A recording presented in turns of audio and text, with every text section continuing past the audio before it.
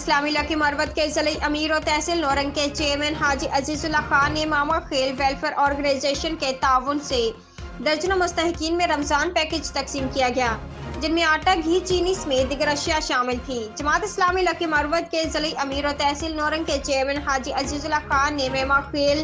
Welfare organization کے تعاون سے درجنوں مستحقین میں رمضان پیکج تقسیم کیا گیا، جن میں آٹا، گھی، چینی سمیت دیگر اشیاء شامل تھی۔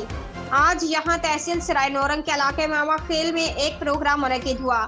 جس میں جماعت اسلامی لکی مروت کے ضلعی امیر و تحصیل نورنگ کے چیئرمین حاجی عزیز اللہ خان ماما خیل ویلفیئر آرگنائزیشن کے تعاون سے درجنوں غربا مساکین اور یتیموں میں رمضان پیکج تقسیم کیا گیا۔